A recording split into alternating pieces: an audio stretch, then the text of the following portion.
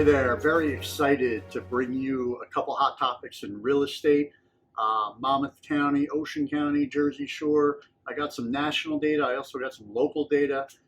So super excited to be with you again. Thank you for tuning in. I like to cover a couple topics, 4 or 5 topics, just for about 2 minutes each to give you buyers and sellers the latest and greatest information about what's going on in the market. So that you can make some wise decisions for your family. So can't wait to get into it today. But before I forget, I would like to thank those of you who tune in on 2 fronts. One, some of you may or may not know my daughter dislocated her knee. It's been a rough week or 2, but I wanted to thank you for some of the outpouring and the support and the messages that I got. I showed them to her, and she's on the mend. A couple of weeks of physical therapy, she'll be all right. And then on the second one, my horse, Twin Bijo Fresh, she made her 4th start. She finally got beat. She was 3 for 3, undefeated. She was racing at the Red Mile in Lexington, finished 2nd. Was very good. She raced her heart out, and the Connections put in a ton of effort to get her ready.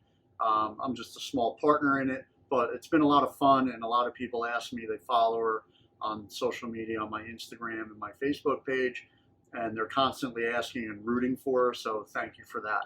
All right, so let's get back into real estate. A couple things I wanted to cover today. We'll try to make it as quick as possible so you can get some factual information here on some very emotional topics. I'm going to cover a lot of canceled contracts, and I'm going to explain why, or my opinion on why. We're going to talk about inventory. And then, does that warrant a further discussion on is the bubble going to burst? Is there going to be a crash? All right, we're going to see if inventory is going to influence that and what the data is showing us. We'll cover some mortgage rate information post the Fed meeting and the hike in the Fed rate, and then let's talk about that recession and recession concerns, or is it a recession? But more importantly, what does that mean for housing? All right, so first thing we got here, cancellations. You'll see cancellations spiked in June to 14.5%, which is very similar to April 2020, which is right in the beginning of the pandemic. And what was that? It was all about fear, right? So fear is creeping back into the real estate market. There's a lot of buyer's remorse out there. But why? What is this slide telling us? It is telling us that buyers are canceling contracts because, 1, they think they paid too much, and 2 is the mortgage rate. They're not locking in their mortgage rates, and mortgage rates go up after they got their contract accepted at, let's say, 4 or 4.5%. Now it's at 5.5%. So now they can't afford it anymore. Okay, so couple tips for you there. If you're a seller, make sure you're listing with a listing agent that knows how to vet these buyers and ask these questions, so that if the mortgage rates do spike and they go to 6.5%, you still have a strong buyer on your that you're contracted with. And then if you're a buyer, lock in your rate. Right, rates are expected to continue to rise while inflation is on the rise. The rates aren't going to come down if inflation still rises. So those are the 2 tips. Just be cautious about who you hire. By the way, what are the important factors for you when you hire a realtor? What are you looking for? I'd be interested to see what you're thinking there. Anyway, so cancellations. I think there was about 60,000 cancellations last month in terms of contracts, and big number there, big number. Okay, here's just a quick slide on where we are in terms of the market, where we are today. A neutral market is 6 months supply of inventory, and we haven't seen that since 2012. So this just gives you a quick snapshot of where we are today. All right, I think that's trending upwards. We have some local information here. Monmouth and Ocean County, the New Jersey realtors just came out with the latest June numbers, and you can see 3.1 on the absorption rate. That's the month supply of inventory. That's 24% more. So now buyers have a little bit more to choose from. The pace of sales has slowed. The number of offers has softened. The number of offers over asking price has softened below 50%. All right, and we have a little bit more inventory. The new listings is down. There's not an influx of new listings. There are some, but the pace of sales has slowed, and the median sales price has increased 8% in Monmouth County, and 20% in Ocean County. We're at a 2.9 month supply of inventory. So still a ways to go until we hit a neutral market. By the way, what town are you choosing to tune in from today? I would love to hear, if you want information about your municipality, I can certainly provide that. Just shoot me a message. You can shoot me an email. You can find my information on homesnearthejerseyshore.com, or you can email me at bradtrabotica@kw.com. All right, so next topic. So let's talk about inventory, and there's three ways that inventory hits the market. It's existing homes, it's new construction, or it's distressed sales. Okay, so let's look at each one and figure out, is there going to be such a tidal wave of inventory that it's going to cause a crash in home prices? So here in this slide, the red is the prior housing crisis, and at that time we were at anywhere from 8 to 10 months supply of inventory, a long way from where we are right now. As I just indicated, nationally we're at a 3-month supply, Monmouth County 3.1, Ocean County 2.9. So there's nothing from an existing home sale perspective, and we're looking back to 1999 here, that's going to indicate that we're gonna see a housing crash. Okay, now if you go into new construction, same thing. All right, you have building permits nationally yet. These are seasonally adjusted numbers: 1.6 million, 1.5 million new housing starts. Under construction at the end of the period was 1.5 housing units completed, 1.3. I do think new building, new construction is on the rise. It dipped in May and June in terms of housing starts. Inflation may be affecting that. Labor shortages may be affecting that. So it's a good thing. We haven't seen our new construction above the 50-year average in 15 years, and I think we will exceed that soon. That's good news, more options, but nothing here to suggest that we're going to see any kind of crash in the near future. Okay, and the third thing is distressed sales. So before we look at foreclosures, let's just remind ourselves about lending standards and where they were back in 07, 08. They were astronomically high. Anybody could get a loan. Okay, so the mortgage credit availability index was at around 900 compared to today at 120. Okay, so the lending standards have tightened dramatically, and they have remained that way through the pandemic. So that results in foreclosures on the decline because we have way more qualified buyers, and it's been on the decline since 2010. Okay, but if you want to look at year over year from January to the end of June, going back to 2008, you can see that, let's throw out 2020, 2021, there was a moratorium on foreclosure filings, but you can see that as of 2022, we are about halfway to where we were in the pre-pandemic years starting 2019.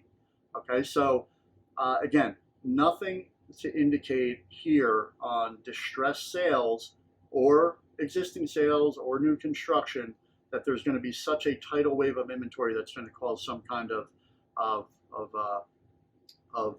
housing crisis. Okay, so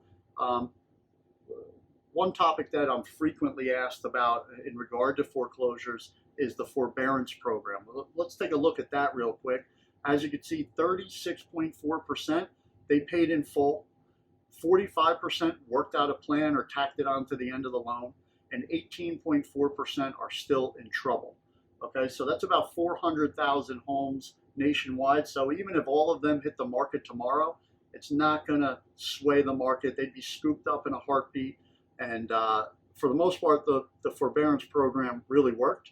And as you can see, Rick Sharga, Executive VP at Adam Data Solutions that provided this data, foreclosure activity is continued slow and steady progress, Okay, still running below significantly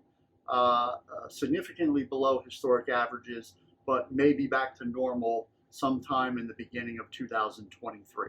So I don't see a crash coming. I don't see industry experts calling for a market crash. If things changes, I'm going to bring it to you here. All right, by the way, quick reminder, summer and buyer guides still available. They're updated quarterly. If you're thinking about it, I'll leave the link. Go download them. They're free. They have a lot of cool information. If you're thinking about selling, you're thinking about buying, what are your top ROI projects? What are the things on the process side you got to think about as a buyer? Very good information for you. They're free. Go get them. Okay, next topic, quickly, mortgage rates. I use this slide quite often just to look back at the year. If the year in real estate is going to be defined by anything, it's mortgage rates increasing. The Fed had met, they did what they said they were going to do. They raised it 75 basis points on the Fed rate, but we know we follow that 10-year Treasury yield to give us an indication of where mortgage rates are headed. So right now, roughly around 5 and 5.3% on average for the latest report. Okay, so hopefully we remain on that plateau. I have a feeling, by the way, what do you think is going to happen with mortgage rates and during our recession? How high do you think mortgage rates will go? When I think about it, I'm like, at 5.3, if I'm a seller right now, do I want to sell in a market that's 5.3? Or if you're thinking about selling in the next few months or towards the end of the year, maybe the beginning of next year, where are they going to be at that point? Do you want to sell in a market that is 7, 8, 9%? What percentage rate are the mortgage rates going to go? I'd love to hear your opinion. Okay, so we talked about recession. Okay, this is the final topic for today. Here is the technical definition of a recession. No matter what politician or what branch of the government wants to change the recession, at the end of the day, a recession is another word for an economic slowdown, and there's no doubt that we are in an economic slowdown, and that is intentional. That is what the government is trying to do, and they have done that. Okay, so a recession has widely been known as 2 consecutive quarters of negative growth, and you have to go back to 1947 in order to find where we did not have a recession after multiple quarters of little growth, okay, or at least anemic growth. All right, so if you follow mainstream media, and all the negativity, Americans worry about losing their jobs, and investors are worried, and CEOs are worried. It just really puts a lot of fear, and it's a reality for people, a lot of fear into the economy. So let's just talk about how will housing be impacted by a coming recession. Whether you believe we're in a recession or not, we're definitely in an economic slowdown, but how's housing impacted by that? Okay, Fortune magazine, over the past 5 recessions, mortgage rates have fallen an average of 1.8 percentage points from the peak seen during the recession to the trough. And in many cases, they continue to fall after the fact, as it takes some time to turn things around, even when the recession is technically over. Okay, we've used this slide quite a bit that gives you the breakdown of all the recessions, how long they've lasted, what the peak mortgage rate was, but in every instance, they've dropped. Okay, and that is used to stimulate the economy at the end of the recession. So where in 2008, the real estate market was at the epicenter of the recession and pretty much the cause of the recession, this is a much different story today. And I believe that housing is going to help us get out of the recession once we're ready to do that. All right. So again, the bottom line is really what's out there. Okay. Per CNN, mortgage rates dropped last week as fears grow that the U.S. economy is entering a recession. The drop Thursday, per CNBC, came on the heels of the Bureau of Economic Analysis Gross Domestic Product report, which shows the U.S. economy contracted for the second straight quarter. This is widely accepted as a signal of the recession, and the Washington Post mortgage rates are brought down by recession fears. Okay, so perception is reality. I'm not saying listen to it. We like to provide facts and data here so that you can make some wise decisions for you and your family. But the point is, recession does not equal a housing crisis. Whether we are in one or not, it doesn't equal a housing crisis. As you can see right here, during the last 4 out of the last 6 recession periods, going back to 1980, we actually had appreciation. And in 3 of those instances, more than the average that we typically see of 3.8, we've gotten over 6. Okay, so a lot of people think back to 2008, understandably so. A lot of people were hurt by that, and there was a 20% depreciation, but that does not necessarily mean that that's going to happen again. Again, real estate was at the epicenter of that. Okay, so I appreciate you tuning in. I hope that was helpful.